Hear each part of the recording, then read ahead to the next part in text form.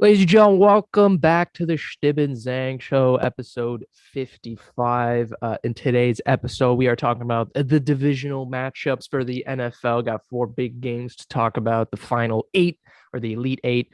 And then going to talk a little about UFC 270. Obviously, it's fight week. UFC will be this Saturday in Ganu and Gone. Big heavyweight matchup. So, of course, we will talk about the main card, give us who we like, the odds, parlays, the same old. But always before we jump into that, let's talk about the sponsors. Hot Streak Fantasy, the best in-play fantasy app on the market. Pick 2 to 3 players in the NBA and NFL. Watch your favorite teams. Watch them make you some money. Hot Streak is matching your initial deposit as a bonus when you use promo code Hot Sauce. So get Hot Streak Fantasy app now. Every week. Easy way for gambling, especially now when it matters in the NFL playoffs. So get on that to bet during NFL games. But as always, before we jump into the episode, roll it.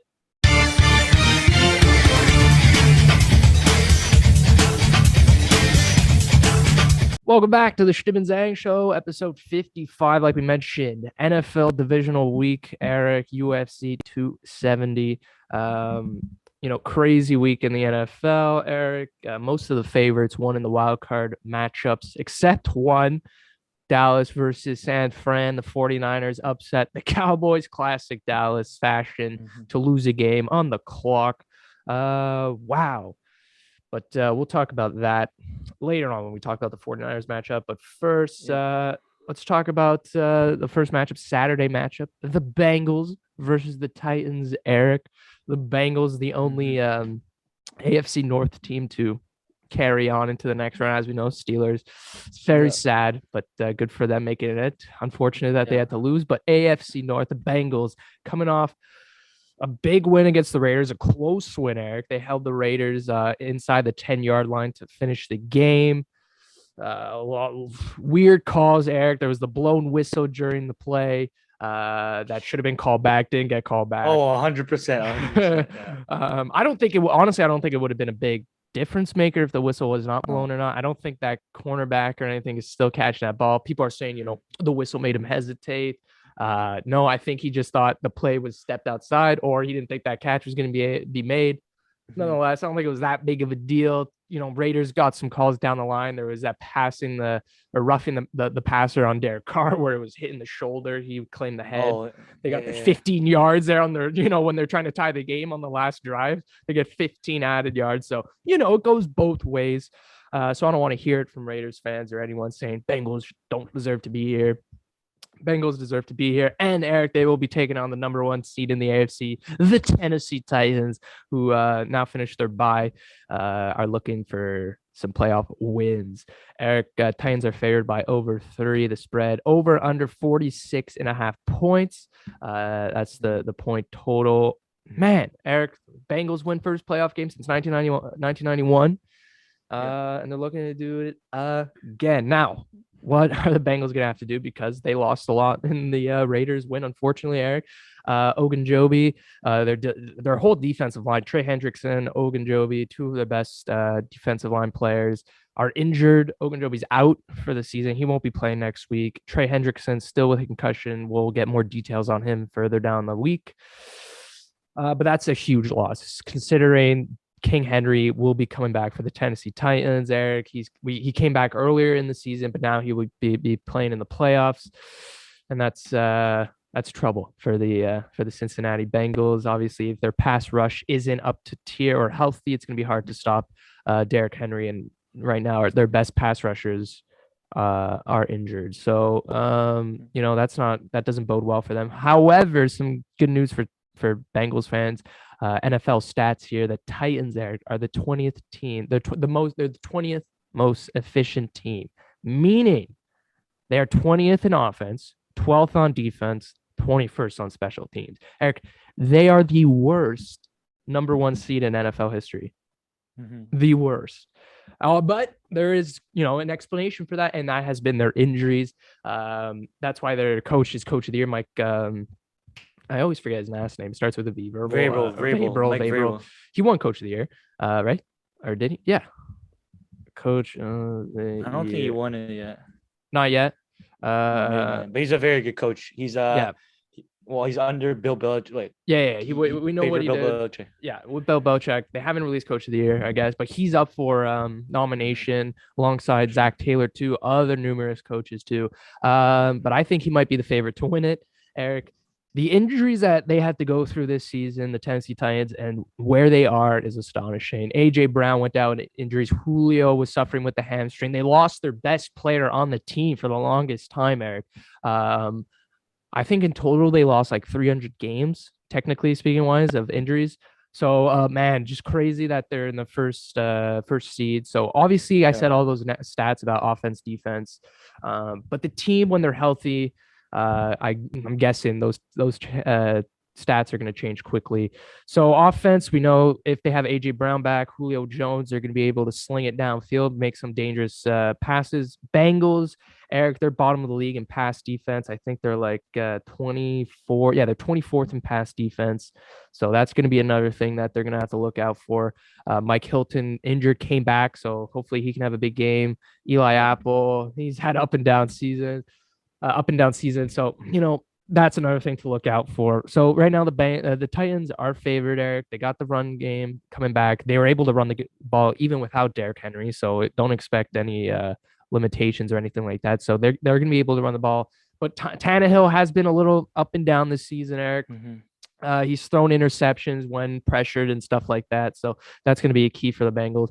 Eric, for the Bengals to win, the O line is going to have to be superb. It's going to have to play its best game of the season. Obviously, Joe Burrow has one of the quickest release to catch ratios. So it's not a big problem with him when there's people rushing at him or getting him out of the pocket. He releases the ball, which is great when it's man on man coverage, something like that. But zone defense, not so much. As we know, Titans, they don't like to blitz a lot. They play zone defense. That could be a problem. But yeah, the Titans D line is scary good. So the O line's going to have to be good. I know they can score. They have five guys they can throw the ball to: Jamar T, Joe Mixon, Tyler Boyd, very underrated, and CJ Uzama. So they have five guys they can throw the ball to. And so I have no problem with the offense. It's just if that pass rush of the Tennessee Titans gives us some problems, it's going to give us some problems. Establish a run game with Joe Mixon so you avoid those third and long plays. And yeah, you could win this game. It's just it's going to be difficult. Things are not in your favor. Obviously, Titans are favored, but you've lost some big players, and they've getting players back now who are going to be healthy, and so they're going to be a healthy team versus a banged up Bengals team. So it's not in the Bengals' favor to win this game, but I'm still going to take them. Obviously, got to ride the Cincy train. So I'm going to take the Bengals to win, Eric. Yeah, and I expect Titans plus the over 3. It's gonna be a close game. Yeah. It's gonna be a close game. Do I expect Titans to cover? I don't know, because it could be a touchdown loss. But if the Bengals win, I don't know if it's gonna be by 3 points or not. No, okay. No, that's fair. No, this game is definitely gonna be close for sure because this one's a tough one to analyze because you on one side you have Tennessee, obviously, as you said, one of the worst first seeds of all time, but their team is stacked. They didn't have Derrick Henry for a good part of the season, right? AJ Brown's healthy now too. So it's gonna be weird because the Raiders games against the Bengals, they're coming off a huge win. Close one. I'm not gonna lie. Like at the end, I was gonna start texting you, but I was like, okay, let's just leave it at that. But no, and as you said before, with that play, with that whistle, probably didn't do anything. But that's one of the weirdest calls I've ever seen in my life. Weird. Like usually in any sport, especially football, if you hear a whistle, the play's dead every single time. And obviously, it was the ref blew the whistle way too early, right? But with a play like that, you definitely call it back. But And even in hockey too. Even in hockey, you hear a whistle before the goal gets in, disallowed. Right away. Right when you hear the whistle. Like it won't even count though, even if it goes in or not. But it's funny because they reviewed the play too, but I guess they didn't have the audio. Maybe I don't know. They probably did, but because they reviewed the play, there was a coach's challenge. They reviewed it, and it didn't get overturned, so that was weird. But there's no difference. The Bengals played amazing. Well, not amazing, but they're better than the Raiders for sure. Yeah, it wasn't their best, but hey, they got the win. It's the playoffs. If you get a win, it's a win. You just move on to the next game, right? So, but they did show a lot though. Like the Bengals, like Joe Burrow, he's made for every time he had the ball, I was like, okay, he's gonna be able to make a play, very composed, So, for this game, the key is because obviously Tennessee is definitely a step up. They're gonna have to everything's gotta be like there's not much to improve on, right? Because a lot like during the games, like the calls are good. Like just are you gonna catch the ball or not? Like it's very tactical, right? But Yeah. I don't know what the name your coach's name is, but he's Zach a really good Taylor. coach. Yeah. Zach Taylor, really good coach, right? He's proven himself, and Joe Burrow is a very smart quarterback. So if I had to like bet on this, it's because you guys are underdogs, which is kind of weird Yeah. because Not really. First seed. because It can't be weird. yeah, I don't know, but it's because if you look at Tennessee, like Tennessee, bro, their team isn't that good. Like they Well, haven't look, shown much this season. I said all the stats, but it's also because Yeah, they've been injured, and yeah, they've been out inconsistent at times, but they're a yeah. good team. They're at home right now. Hmm. It's the playoffs. King Henry's back. I mean, Yeah, I think to sum up what you're trying to say is like both offenses are going to score. Like, yeah, there's no problem to that. It's the defense yeah, really it's going to come down yeah, to. Can the Bengals defense stop the offensive power of the Tennessee yeah. Titans? And can the O line for the Bengals, blocking, Exactly. create gaps for Joe Mixon, give time to Joe Burrow because that D line is going to pounce on. It's going to jump on them. It's jumped on some good offensive Yeah. lines before this season, and so that's going to be the main. That's going to be the main thing because the No, Titans no. they have 8 wins against teams with winning records. 8 wins. That's like most Yeah, in NFL history, I believe. yeah. So it's going to come down to No. that. It's going to be the But the defense for the Cincinnati Bengals and the O line. yeah, but the only thing is because with a game like this, like the Bengals, they already had like their practice game, like not practice game, but like they already have a game, right? Yeah. And then Tennessee, this is their first playoff game, right? And Derrick Henry, it's the first game in a while, right? So I don't know if they have everything rolling yet. Like Bengals, they're already rolling, right? They've Okay. been winning too. So the thing with Tennessee is it's weird because they've always been underdogs. They've always been underdogs. Ever since Derrick Henry was on the team, that run they had 2 years ago where Pats. they beat the Pats and then they beat Lamar Jackson Yeah. and the Ravens. So they've always been the underdog, and it's weird to see them as a favorite like this because I don't know if they do well as favorites, right? Because Ryan Tannehill too, like everything about this team is underdog, and having them on this high pedestal, I want to see how if they'll be able to live up to that expectation. Last year they didn't really live up to that expectation. Maybe this year is different. We'll see. But if I had to bet on the fight, not on the fight, on the game, I'd bet on Cincinnati. If I had to, Oh if I had to yeah. choose a projection, like for Yeah. next week, who I'd probably go with Tennessee. But if I had to bet, I'd probably bet on Cincinnati. So we have to bet you. So if you had money to put on, you're going with the Bengals. Yeah, if you gave That's me like interesting. $100, if you gave me $100 to bet on, That's give interesting. me Cincinnati. That's interesting. I mean, yeah, you're right. If Titans faced any other team, I think they'd be the underdogs. Packers, Bucks, Chiefs, Bills, maybe even the Rams, except the 49ers, they'd be favorites. Except Who for knows now, about the yeah. Rams if they'd be the favorites? But yeah, for sure that usually they are the underdogs going into big matchups because they usually face some great teams, but they got the first seed. So they'll face a less better team, of course, statistically wise, coming with the seeding. It's just, yeah, Bengals are good. The offense good. Titans offense will be good. I predict with the running game, it hasn't Yeah. even affected them without Derrick Henry. So him coming back is just a cherry on top. Yep. It's just going to be the defense. The Bengals defense really going to have to step up because the offense, I mean, they got their guys. They got the plays they can run. They have so many, pass option. They have so many tricks and plays that I've seen. Yep. So it just depends on the defense for me. Cincy's defense is the X factor and their O line. Because their O line was brutal against even the Raiders too. So if their O line isn't good, this D line is going to eat Joe Burrow alive. And so that's why they're got to be good. But moving on to the 49ers Packers. Ooh. 49ers, Eric, upset the Dallas Cowboys.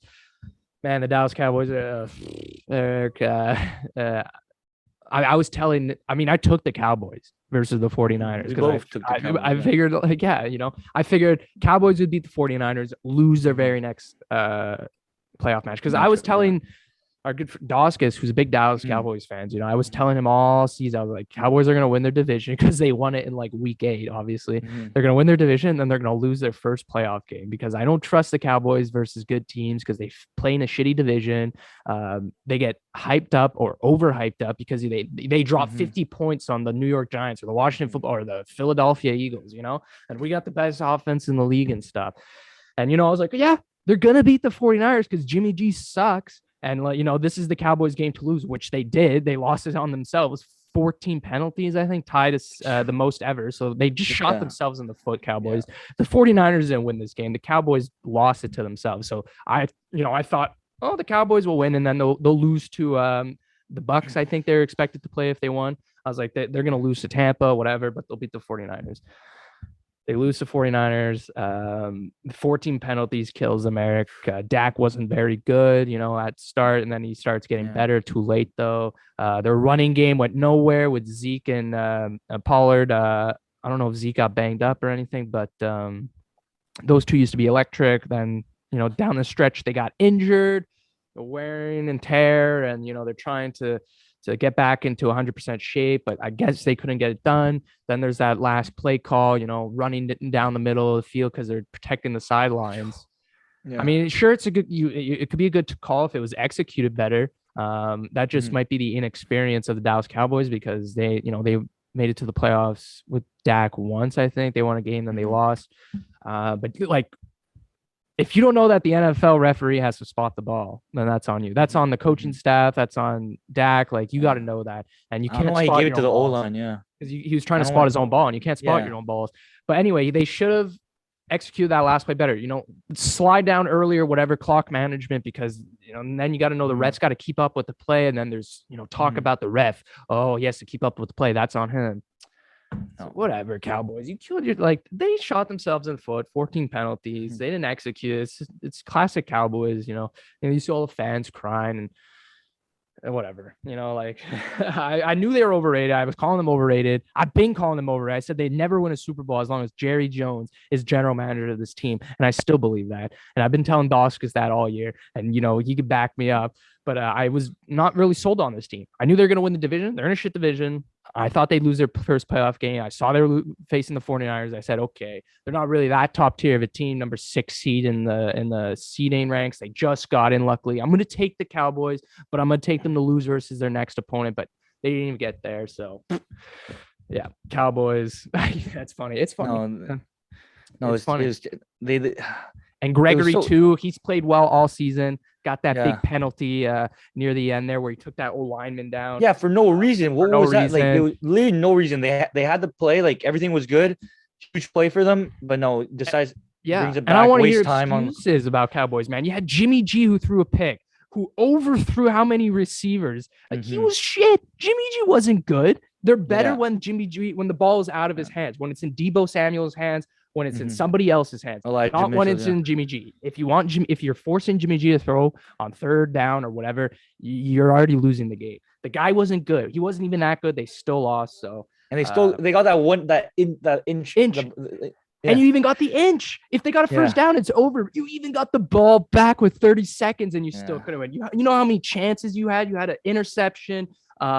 He overthrows people, so you get the ball back on offense, and then you still can't even do anything with it. So that's on Dallas. Best offense in the league. It's like, what a joke, man, in the playoffs. So anyway, whatever you were saying, Gregory didn't have to take that penalty on that play, and then so unnecessary. And he was great all season too.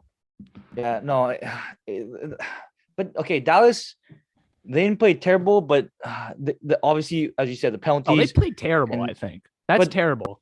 14 penalties. That's playing terrible. That's no, but at the end they started picking up a bit. Like, obviously, like, they started getting closer, but it wasn't enough. That pick, they got a huge break with that pick, but I don't know. I'm not gonna lie, it's tough being a Dallas fan. I wouldn't want to be a Dallas fan, to be honest. Yeah. It sounds very it sounds like it's literally the Maple Leafs. That comparison, it's the Maple Leafs of the NFL. No, but it's weird because the 49ers go into this game like they showed a lot. I'm not lying. Like, the defense is good. Like, defense was good, and obviously they're running the ball, and like they're able to do whatever Jimmy G wasn't. He's not at tier yet, but everyone knows that. But they're able to, like, Kyle Shanahan's a great coach, so he was able to, like, run a bunch of plays. Yeah. Obviously, this team with Deebo Samuel is completely different from any team I've seen, like, before from San Fran. Like, it's just like every player, like, okay, Deebo can get the ball and do whatever he wants. Like, every time they know whatever he wants. They know where the ball is going to go. And it's crazy because George Kittle didn't, like, he didn't have that much of an impact, but like usually he does. Like, Debo Samuel just everywhere. Even Elijah Mitchell had a really good game. And you start like Brandon Ayuk. Like this is a good team. People are definitely sleeping on them. Yep. But now, unfortunately, people might be sleeping on them. Eric. Keep on sleeping on them as they Yeah. face the Packers, the Green Bay Packers, who are +6 favorites. Over under, Eric, is 47.5. Oh, by the way, 46.5 Bengals Titans. Do I think? Yes, I'm going to Oh, say it goes over. yeah. I'm going to take I'll the go over over on too. that. Yeah. 49ers Packers. Listen, Packers injury news. They get David Bakhtiari back. Bakhtiari, yeah. Yeah, got you know him, Milwaukee, chugging the beer. Yeah. In Pitch Perfect, everyone knows him. He was injured all year, hasn't played. Now Yeah. he's coming. Or no, sorry, he played against the Lions when they lost, but now he's getting more in the feel of it. That's going to be huge versus Nick Bosa in case he comes back, in case he clears concussion protocol. Jair Alexander, cornerback, he's back healthy. He played 4 games. He was out. Their pass defense, when he was playing, Eric, was hot, that red hot, and then kind of slowed down when he got injured. He's back now, so expect their defense to be there. And Zadarius Smith, he played 1 game, and he's a pass rusher, all pro, by the way. He's going to be coming back too. So defense, no team is getting healthy like the Packers are getting, Eric. No team's getting healthy like they are. They're getting a full team back. 49ers win, Eric. Get the ball out of Jimmy G's hand. Said this last week or 2 weeks ago. Yeah. Get the ball out of Jimmy G's hands. Threw 1 interception, missed some open guys, threw a shit pass to George Kittle that could have given them the first down and won the game. Didn't. So keep the hands out of him. Debo Samuel, and their defense has to play great like it did against Dallas, right? If it goes to show what a great defense can do against a great offensive team. Yeah. Penalties, sure, but a great defense stumps the offense. Like, then they got nothing to do. Don't think that's going to happen though. Packers, Aaron Rodgers, but that's what they have to do. So their pass rush is going to have to be good, but Rodgers is great outside the pocket. So I'm taking the Packers there. It's +6. I'm going to take the under on 47.5 just because 49ers defense good. I also don't think they're going to score that many points. And Packers, I think, are going to take majority of the points. I'm going to take Packers. I mean, not much to say. They've been great all season. The defense has taken another step, and they're coming back healthy, and they're just the better team at Lambeau Stadium too. So, yeah, no, for this game, like I try not to overanalyze or have recency bias, right? Because 49ers, they play good, but I'm not gonna lie, their defense definitely impressed me a bit. Like they're very solid, like everywhere. So, and even offense, other than Jimmy G, they play really good. Like Jimmy G is not a bad quarterback. Like everyone knows what quarter he is now. Like we know that he's a system QB and he won't come in clutch for you. Like you're gonna have to rely on your defense and like your run plays, right? Yeah. He won't come in clutch for you. So that's why it's like it's a little tough. But hey, the Packers usually they tend to make it out of the first round, right? We'll talk about them choking a little later on, but right now, the second round. I mean, like I think I don't know, good man. I could we say choking and stuff, and I've said the defense, but I don't know. This defense, they're going to listen. I'm going to be impressed. They're going to impress me. I'm going to assume they will impress me fully healthy.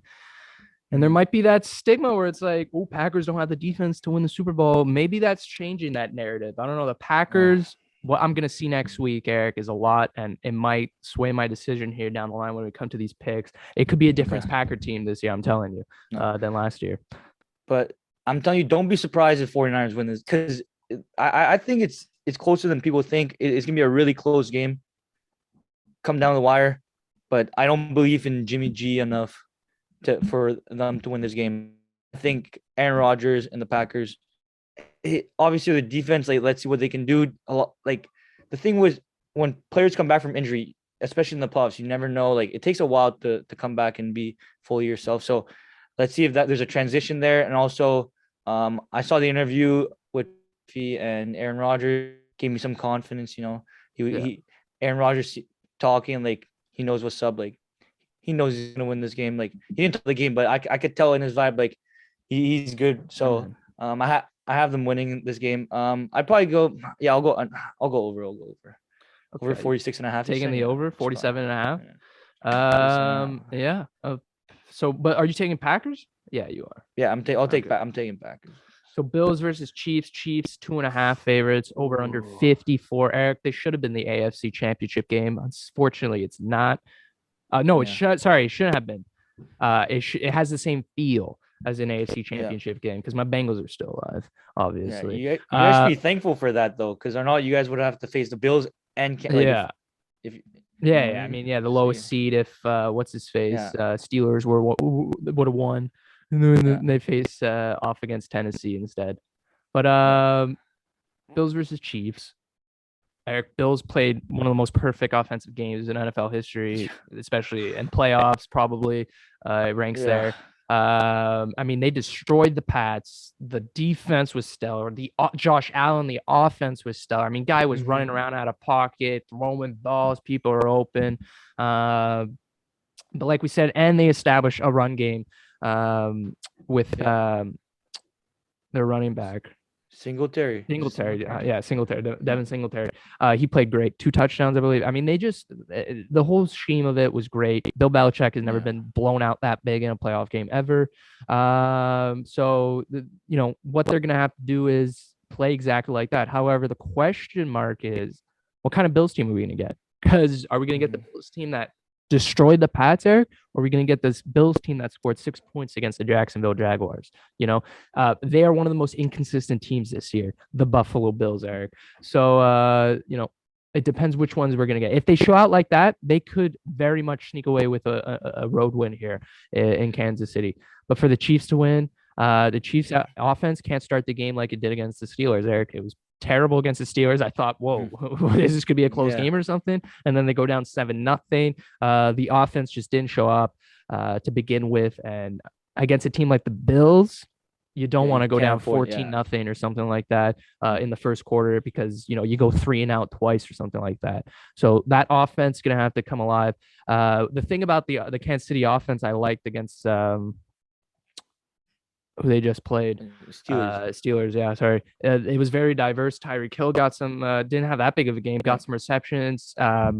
Travis Kelsey, but all their other receivers got Hardman, Pringle. I mean, who else got it? It was just a very Yeah. diverse spread of the ball. So Yeah. that's what I expect from them again. To spread the ball at times because yeah, you might think we're going to Hill or you might think we're going to Kelsey, but no, we're going to switch it up.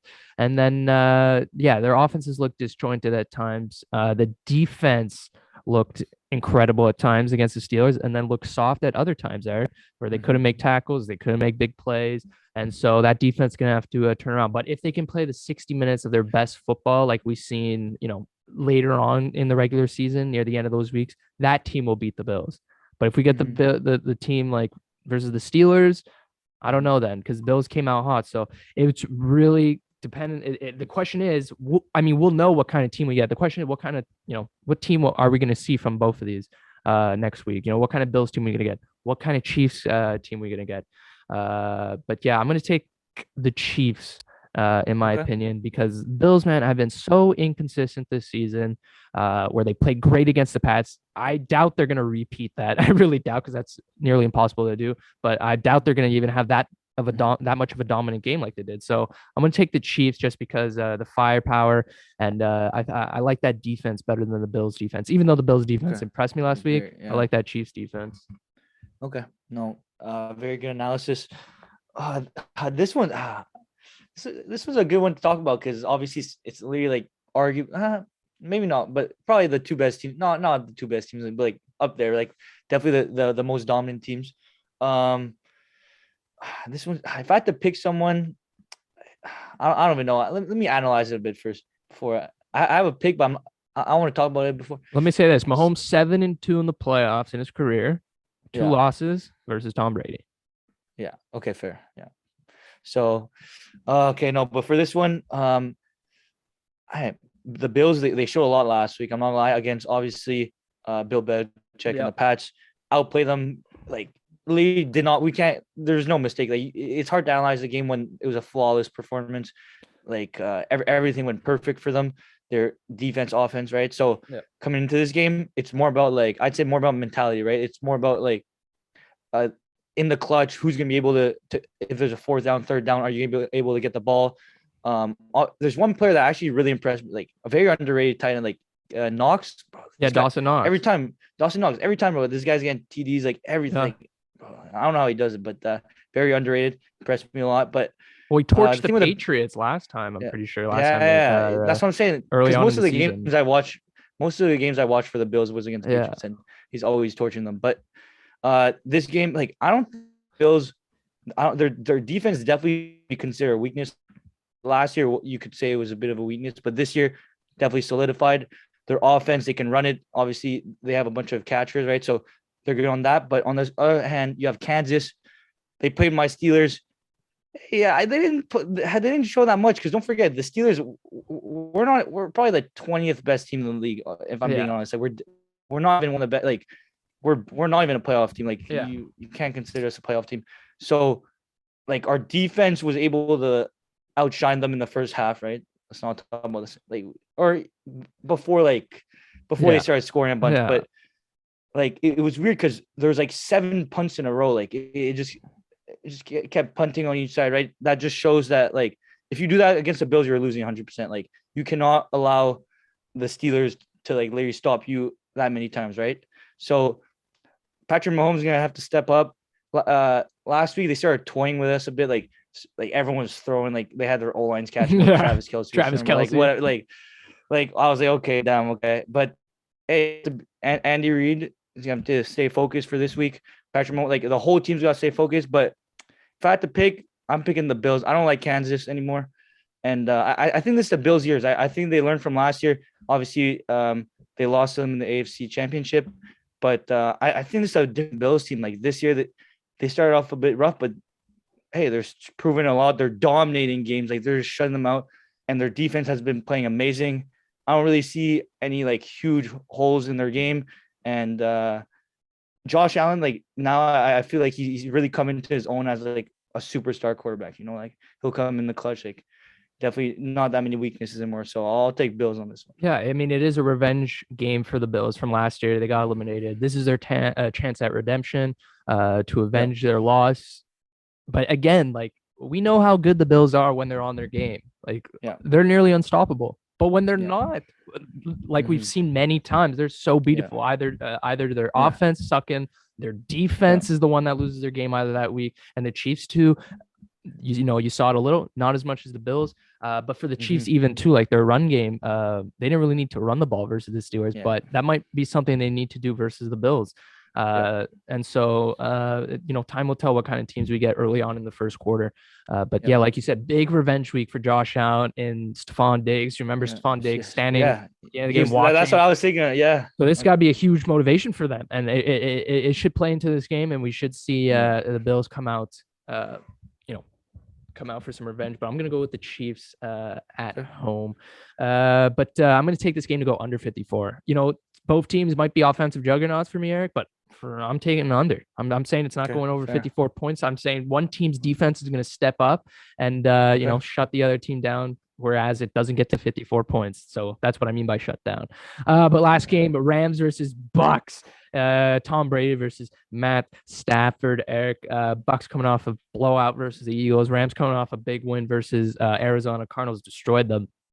Eric, this is a big game. Last year, I remember I didn't take Tom Brady once, and he, proved me wrong. That's why you don't bet against him. But guess what, Eric? I'm betting against him again. Tom Oh Brady and the no. Bucks. I'm going against them. I'm taking the Matthew Stafford and the Rams to beat Tom Brady. Let me tell you why. The Rams, Eric, big win versus the Arizona Cardinals. That's like, obviously they've been against the Matt Stafford, whatever, but that was a huge game. Cooper Kupp, Odell were big. That defense was amazing. I mean, they were just playing some great football. And why I think they might do it again. Well, Eric, as we know, Brady doesn't like to exit the pocket, yet he doesn't do it much because he has a 2.1 second, ball release time, which is one of the quickest in the league, one of the quickest for him since 2016. So, and making him exit the pocket, not really his thing because he releases the ball. However, if you pressure that pocket, put some pressure on Brady, it might, get him to throw some picks, like he's done early in the season. Also, he was sacked 4 times against the Eagles, Eric. That offensive line, Tristan Wirth and Ryan Jensen suffered ankle injuries. Jensen returned. How, if he's 100%, we don't know. But if his right tackle, Tristan Wirth, isn't there, Eric, I don't know. You Yeah. got Von Miller, Aaron Donald, two Hall of Famer, defensive ends or tackles coming at you. So, Mhm. it's gonna be a tough for that offensive line. They got to be on their game. But man, the Rams defense, Eric, surprised me so much. I think they're gonna come in next week like they did against Arizona Cardinals. Let me give you another stat. Last time these two teams faced in September, 34-24 Rams. Eric, the Bucks didn't even attempt to. I mean, they ran the ball. They couldn't run the ball, Eric. Tom Brady was the lead-in rusher with like 18 yards that game. So they won't like no Leonard Fournette. Who knows if he's going to be back? Ronald Jones. Who knows if he's going to be back? Eric, if those two guys aren't there, I don't see the Rams running the ball at all or being successful at it. I should say. Mhm. And when you don't have that, who they're gonna have? Chris Evans or Mike Evans had a big game versus the Eagles. Yeah, sure, Eagles. And then you had Rob Gronkowski. Those two are gonna have to carry the load now if they're not gonna be able to run the game against the Rams defense. Don't think that's gonna be able to happen. Um, and that's why I'm going to take the Rams here because I think they're going to pressure the pocket. Brady's going to get sacked, like he did against the Eagles, and then that O line's busted up, and the offense was just crazy. Matthew Stafford, Sean McVay's offense, simple. Run the ball, play action, pass the ball. It's very simple, and it's been effective. It worked against the Cardinals. I think their offense could do some serious things. Tampa's defense is really, really good, but so is the Rams defense as well. I'm going to take the Rams defense as the X factor of this game. I'm going to say they take over for this game like they did against Arizona. They sack Tom Brady. They make it hard for him to throw the ball, and they just pressure, and that's it. Rams offense will just finish the job, do their thing, and that's how it's going to end. Over under 48.5 though. I'm going to take I'll take the over. I'll take the over for that. Okay. Wait, just to make sure, Tampa's favorite in this game, right? Yeah, by 3, over 3. By Yeah, 3. Okay. yeah. And for the Bills game, Bills were Those are underdogs. Yeah. Okay. Okay. Wow, Why I you're already taking have. the underdogs here? No, I'm thinking about it. Okay, no. I'm not gonna lie. You shocked me because I was gonna say Rams, but now that you said You Rams, were gonna say Rams? the shock factor definitely diminished. So I might have to change up my decision now. Shock But no, it's because listen, I'll say this before know. you start. I'll say this. Yeah. Tom Brady's gonna face the most dangerous pass rush right now in the playoffs, and we've seen him beat pass rush teams before. However, if Tom Brady beats the Rams, not even beats the Rams, if Tom Brady defies the pass rush, he overcomes it like that. Like it's nothing. Von Miller, Aaron Donald, they're nothing for Tom Brady. Like we don't even see those two do anything. I'm taking Tom Brady to win this year's Super Bowl again. I'm taking because if he overcomes that pass rush like it's nothing, what other team's pass rush is going to do that? Is going to be able to do anything then? This is the best one he's going. If he can beat this, he's winning. I'm taking the Bucks all the way to win the Super Bowl. If they beat the Rams here. I'm taking the Bucks to win the Super Bowl. If this pass rush does shit all against Tom, that's all I'm saying. Even if they win the game, but he still gets sacked like 7 times, doesn't count. If he does, if he told, you know what I mean? If that pass rush isn't a factor on Tom Brady, I'm taking him to win the Super Bowl. Okay. Wow. Unless the Bengals are still alive. Okay, fair. No, but a lesson we learned last year was never bet against Tom Brady, right? But I don't know. I think this game is gonna be very interesting because obviously we know Tom Brady has defeated Sean McVay in the Super Bowl before. Like but these are different teams, right? Obviously, this Rams team is probably way better than the Rams team they had a couple years ago. And I'd say Tom Brady, the team's pretty similar, but there's no Bill Belichick anymore, right? Yeah. So, for this game, it's so hard because I really want to say Rams just because like I know underdog, you did. right? But then you said Rams, so it's not as cool. So, I'm still gonna go Rams. Yeah. But really, wow, none of us have Tom Brady. I guess we'll never learn. I know we don't have Tom Brady. All I'm saying is we'll put the Chtib Zhang show like our honor on the line. If Tom Brady does win, you guys can hate on us. Yeah, we both approved this that the Rams should win. Yeah, we'll see. But I'm not saying they should. I think I like their chances. I like. No, yeah. No, I like that's what fair. I see. Like I hate betting against or even saying that Tom Brady's gonna lose, but everyone's gonna he's lost before, he's lost to Eli Manning. Come on. So No, I think Matthew Stafford.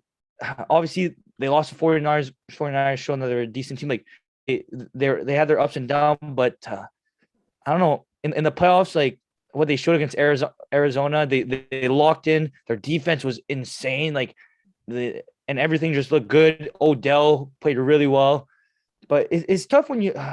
It's tough with the Rams because of the inconsistency, right? You don't know Yeah. what Rams team you're gonna get, but the fact that they got out of the first round pretty easily just shows that, like, okay, this can definitely be a contender or even a dark horse, right? So, I'll take the Rams on this one. We'll have the Chtib Zhang. We'll put a post.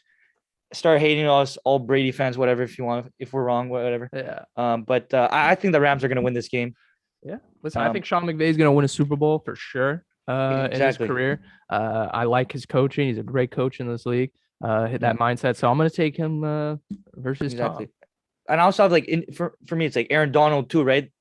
He hasn't won a Super Bowl. We know Von Miller has won one, but like Matthew Stafford too, like just what an underdog story that'd be, like playing on this shit Detroit team for years, and then first year back plays with LA, and then and plus LA, the hype with LA, like it's Los Angeles, right? If Los Angeles wins something, there's always like who wants to see Tampa winning again? Like, bro, that's boring. Like they won hockey, like okay, the parades is nice, whatever, but it's not. Oh, you're on boats. Nah, if you win in LA, bro, come on. So I don't know. I kind of like the boat celly. It was kind of original. Okay, but how many? There's already been 3 boat sellies. Like how many? Keep them going. Who doesn't like a good boat celly on the day? Bro, there's so many boat. You don't like a good darty on a boat with Lombardi? Anyway, fair. We got to move on because that's the NFL picks. We'll be posting on the stories, whatever. But first, we got to move on to UFC 270. We got to skim through this, Eric, because we had to talk about the NFL. UFC 270, Eric, it's fight week this Saturday. Ngannou and Gane, 2 heavyweight matchups. It's going to be a great fight, great matchup. But we have to talk about the main card, Eric. This is the first pay-per-view of 2022. Obviously, not the biggest one. It might be the worst one of the year. It could be the first one, the worst one. We'll see. But not a lot of big names, a lot of up-and-comers, I would say, more that are getting showcased here. And and not the greatest title fight. Which I mean, the flyweight, not the greatest title fight that we wanted to see. But that's what we got. Still a lot of interesting fights. Main card, Eric. There's some new names, some young up-and-comers, some guys who might be near the end of the line, and that's where we start with our first fight in the bantamweight, Eric, on the main card. Cody Salmon versus Saeed Nurmagomedov, American versus Russian. This is a bantamweight matchup, 5-3-1 versus 3-1.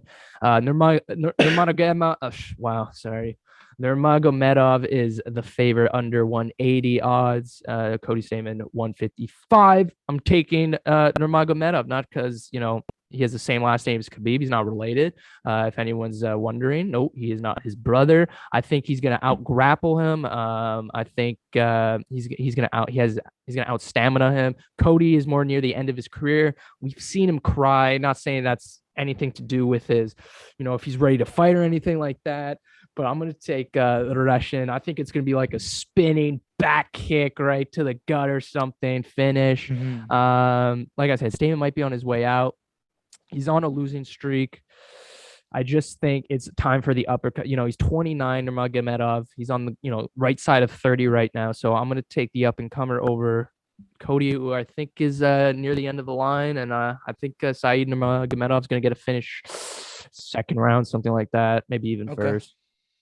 Okay, no, this this is gonna be a good matchup. I've watched both those. Like, I remember watching like a couple of highlights, but obviously like this card isn't the most stacked, right? Like last card, the main card, you could go down to the prelims and know a bunch of people, right? This card, even the main card, there's some fighters you might not know, especially this one, Cody Salmon versus Saeed Nurmagomedov. I don't know if many people are gonna be betting on this fight, but if you do bet, I'd say just go with Nurmagomedov. Maybe don't bet just because of the name, but as you say, Cody Salmon. No, he's good. He's near the end of his career, Cody Salmon. I really believe this is Nurmagomedov's fight to lose. But so Cody, he's actually ranked number 15. Yeah. But Saeed's not even ranked yet. But up and comer, up and comer, and hey, he's from Dagestan, man. Like I'm guessing he's from His No, name's he's not. He's Nurmagomedov, not so from Dagestan. he's not from He's not from Dagestan. He's Dagestan. gotta be from He's not from what? Dagestan. He's from Russia. He's not from Dagestan. But Russia is Dagestan. Russia is Dagestan. Basically, when you talk about UFC, Russia. No, Dagestan is in no, I Russia. know that. I know that, Eric. But there's other places in Russia, Eric. It's not just Dagestan, the Republic of Dagestan. You know, there's other places in Russia. No, I'm pretty sure not. Okay, maybe you can Google him. Okay, I could be wrong, but no, you can Google him because I got to move on. Okay. You Google him. But I gotta move. We gotta move on to the next fight, welterweight fight. This is a good one. Mikel Pereira versus Andre Filo. Pereira favorite under 290 versus 2+230. Now, I'm taking Michael Pereira here, Eric, because the best way to beat Pereira is break him down in later rounds, and Filo isn't that type of guy. If you look at most of his wins, first round, knockout, whatever, he wins in the first round. And his losses, Eric, happen in the third rounds. So later down, he's not that guy. He's a guy who's going to come out, pressure him, and then try and do as much as he can in the first round. And then in the later rounds, maybe get tired. That's not how you beat Pereira. Now, there's a chance he gets knocked down in the first round. Obviously, there's always a chance that because the guy's going to come out flying. Don't think that's going to happen with Pereira. And, we've seen guys like Chaos Williams lost to Pereira, and he has a better chin, and he's similar to how Andre Filo fights, very he comes out in the first round, but, he got, chopped at his legs. Pereira kept his distance and just, landed strikes when he needs to land strikes. We know Phil Howe's beat James Vick. He's beat Chris Curtis. He's beaten some guys that we've recognized names. He has good power in his hands, and he trains at Sanford MMA, which is a great gym in the welterweight division. A lot of welterweight guys train there. Obviously, this is a short notice fight, Eric. Andre Phil Howe is picking this after that fight got canceled with, oh no, that's another fight. Sorry, but this is a short notice. And this is a guy who can't pressure him in later rounds. So that's why I'm going to take Pereira, but don't overlook Phil Howe. He could still knock him out in the first round. I just don't think that's what Pereira is going to do. He's going to wait it out and then just break down Phil Howe in the later round and then come out with a finish or a decision. Okay. No, that's fair. Okay. So, very good analysis. Obviously, it's going to be the debut for Andre Filo. But Michel Pereira, man, I know a lot about this. I've been following him for a while. That's my guy. Oh, that's your guy. I wouldn't say that he's ever going to become a champion. That's not like what I envision him to become. Well, it's tough in the welterweight division. It is tough, and the way he fights, like it's weird because this guy is just there for pure entertainment. He is there just to do his ninja moves. Like he is there for pure entertainment. If you want to watch entertainment, watch all of Michel Pereira's fight. He will try everything. Yeah. It doesn't look that cool sometimes, but like. He'll just do a backflip. Like he's there for the highlight.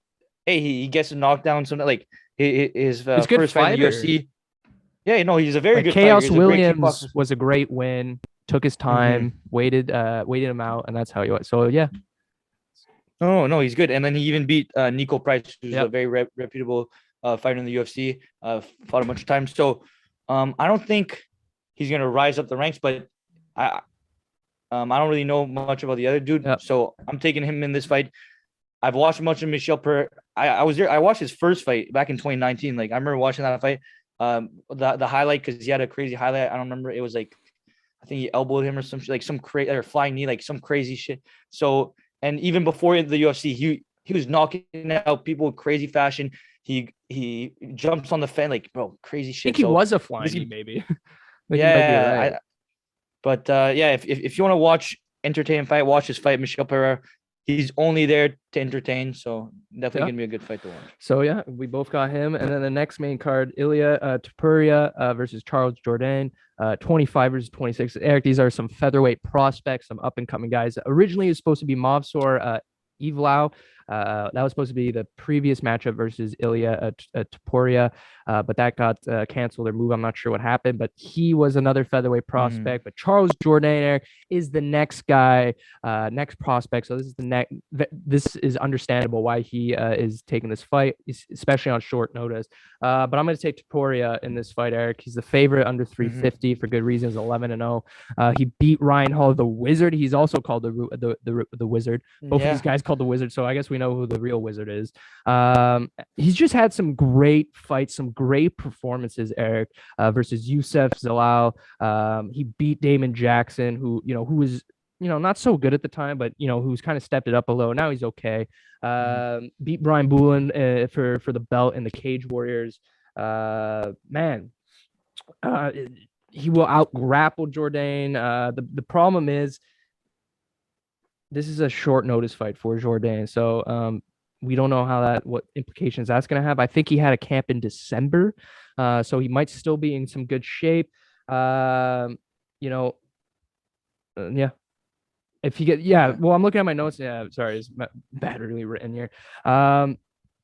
We've seen how you can beat Jourdain. We've seen Charles Jourdain. If he gets pressured, there's some moments of success there, like we saw in the Marcelo Rojo fight. That fight was also on short notice. He was fighting on short notice, Rojo, but he still got moments of success when he pressured Charles Jourdain, kept his chin down, and just laid some body shots. He still lost that fight, but we see some sampling of what works versus Charles Jourdain. If he gets pressured, then he kind of takes a step back and you can take control of that fight. It's kind of, and that's what I expect Ilya Taporia to do. Just pressure Charles Jourdain, outstrike him, and just either win by decision or I think he's gonna get a TKO maybe in the later round. Okay. No. Just to begin with, I don't like Taporia just because he beat my boy Ryan Hall. Yeah. I've always liked this guy. The little shrug, like everything about Ryan Hall. Man's always going for the leg locks. A very unconventional way of fighting. Came from the Ultimate Fighter. So I like Ryan Hall. He was on a 4-fight win streak and then got killed by Ilya Taporia. Yep. I remember it was on the undercard of the Conor McGregor fight versus Dustin Poirier, the third one. So, but Ryan Hall bounced back from it. I don't know why I'm talking about Ryan Hall, but that's my guy. So I'm gonna take Ilya Taporia just off that, just being able to beat Ryan Hall, who's a very good competitor, and that just shows a lot. So, don't know too much, but I'm gonna take Taporia. Yeah. Brandon Moreno. This is a title fight. Brandon Moreno for the flyweight versus Figueiredo. Brandon Moreno's favorite 180 versus plus 155. Eric, just notes for the people listening. Moreno's been working with Canelo Alvarez, working on his striking game. Obviously, he can. I think he's going to outstrike. He's going to outkick Figueiredo. He's broken this kind of this narrative, this boogeyman narrative around Figueiredo. How confident he was in this division, how confident he was against Moreno. And then even in that first match, that was a draw. Still think Moreno kind of broke his confidence there, wins the second match. Now they have this third fight. I think Moreno has this confidence. I don't even think Figueiredo really truly believes in himself anymore. I think his confidence has been crushed. I think this is either going decision or it's going to be a late round finish by Moreno. He lands more body shots. He's been working with Alvarez. I think his striking game is improved. And weight cuts for a guy who at 34, I think he gets tough, and it kind of lingers into the camp. So that's why I'm going to take Moreno here. I'm just, not the best title fight, flyweight, not really the one I follow up the most, but I like that Mexican Brandon Moreno champion, first Mexican champion. Yeah. Only person only. Yeah. UFC history. First and only. So I'm gonna take him to defend that title. Okay. No, I like Lego. I like Lego. What do you say again? Yeah. I like that's Lego. what he said. I like Lego, but no, this fight. I know a lot of people like it. Like you said, the card might not be as stacked, but this is a fight. It doesn't sound appealing, but it's definitely one you want to watch just because. These flyweights, they throw so many punches. There's so much movement. Like, heavyweight, a lot of time it's like this. There's waiting, right? Waiting for the right timing. In these fights, they're always grappling, like punching, right? Yeah. There's always something going on, which makes it very entertaining. And obviously since they don't have as much power, right? Because they're a little smaller, Yeah. they can take a lot more punches. Very entertaining fights. So on one hand, you have Devin Figueroa beat a bunch like Benavidez twice, like to get the belt. Like he's a very good fighter. He's probably the best, second best or third best flyweight of all time because it's a pretty new division. Yeah. And obviously, right now he has Henry Cejudo actually helping him Training out, him. and Henry Cejudo actually helped out Brendan Moreno before, Mhm. or they were in a training camp together. So Henry Cejudo is kind of like not backstabbing because Henry Cejudo has some Mexican blood in him. He's American, but he has Mexican blood in him. So that's why Brendan Moreno was like, whoa, whoa, whoa. So that's why there's a bit of beef going on. But hey, Brendan Moreno, oh, I love it. Everything about this guy. I've watched so many clips of. I don't. You ever seen that video? It's like one day I will be champion. Oh and yeah, he starts crying, and then, bro, that clip, like, oh, everything about it, and he's just like, he just shows like, bro, like you don't have to be like his character. Like he's not this badass dude. He plays with Nope. Lego. He doesn't care. But hey, he's a champ, and he just works hard. And hey, he's a Mexican. You know, Hey, well, you might having want a to watch out Mexican what you say here. no. It's a good thing. Yeah. It's like having a Mexican champ for boxing did so much for yes. them.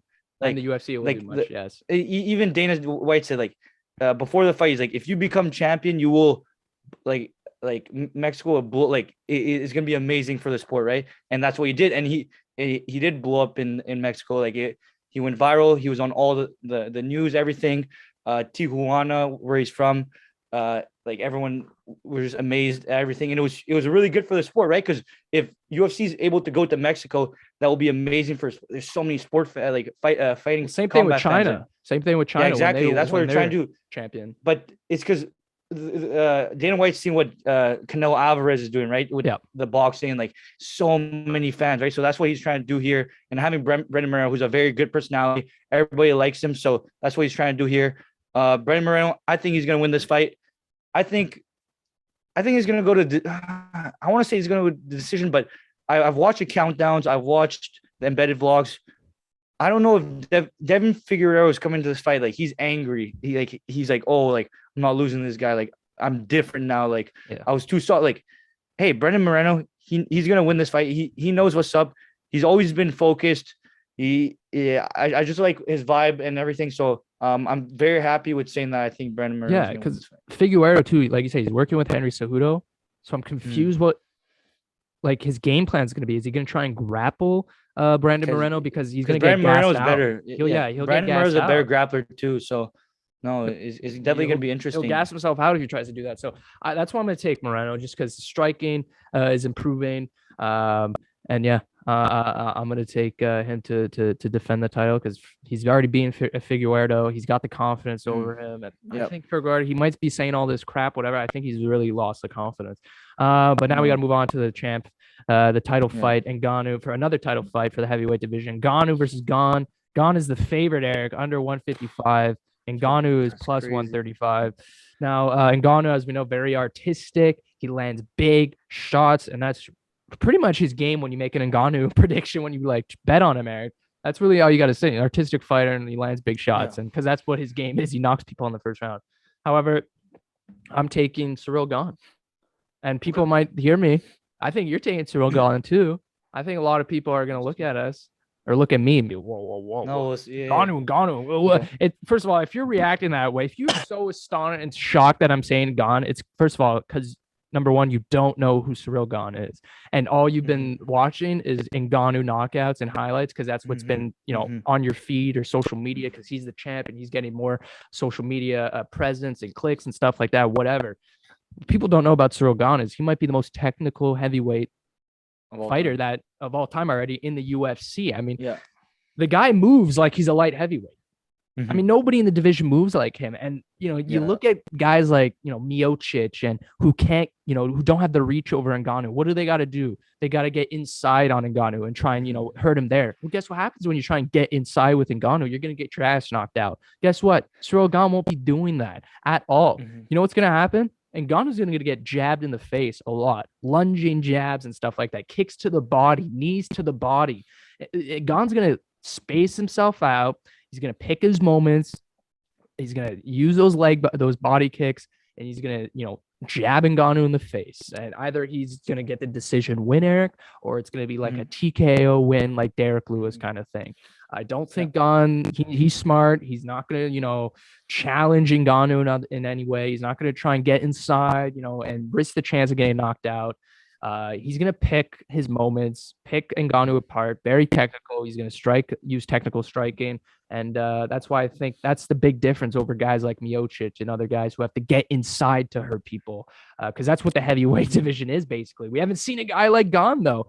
He's most technical, versatile, moves the best in this division. He's got all of that's why he's the favorite technically, and he's like a Volkanovski of the heavyweight, or a Petr Yan, or a Wonder Boy even, of the heavyweight.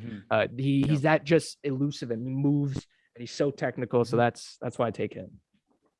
Okay, no, well, no, the fact that Gon is even a favorite in this fight is actually very, very, very surprising, because you look at Ngannou in every single fight he's basically, like, even against Miocic, the second time he was favorite, even though he lost, I was still a favorite. So, but obviously, I think there's a huge disparity between Miocic and Gon. Like, Gon is technically, everything is way better. He's even heavier than Miocic, and Miocic is pretty heavy himself. So, this fight I understand this card isn't the best, but just this fight, I think, makes it up. Like, this is such a good fight.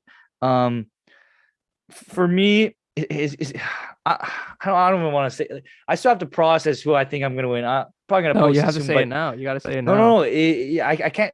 You have to. So embedded to. No, you have to. We're running out of time, and you got to give the viewers a prediction. Okay, no, wait. They're still embedded to watch. Like, it's a process. Like, these bets, like, I have to go through stuff. And what you can't forget is that Ngannou. What does that mean? I still have to, I have to look at the weigh-in press conference, everything. Like, you have to analyze. Like, the weigh-in too? Everything you got to take into account. So, Fernand Torres was Ngannou's coach. Now he's Gon's coach. They have beef. So, Gon knows what's up. He knows everything Gon, like, because he coached Ngannou. He's the one that got him point, right? Ngannou left. So, the only thing is, Ngannou, every time the fight has gone past 2 rounds, he's lost. Ngannou has 2 losses in the UFC to Miocic and Derek Lewis, 3rd round decision, 5th round decision. Every single time it goes past the 2nd round, he loses. So, Gon has crazy cardio, everything perfect. We talked about it millions times. Look how beautiful, switching the stances, Muay Thai, like, he's got everything. Love everything about Gon.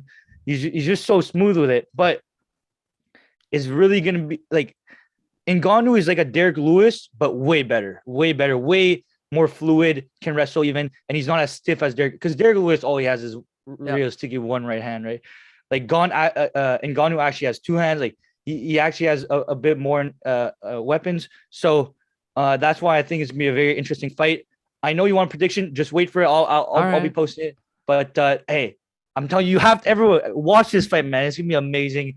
Like, it's gonna be the heavyweight fight of all time. I'm telling you. It will be UFC 270 this weekend. Thank you so much for listening or watching the Chtib Zhang show. If you joined us on YouTube, you got your NFL picks for the final. You got your UFC picks, so you got some betting to do. So get on that and get on Hot Streak Fantasy and make those bets, or Betway, whatever.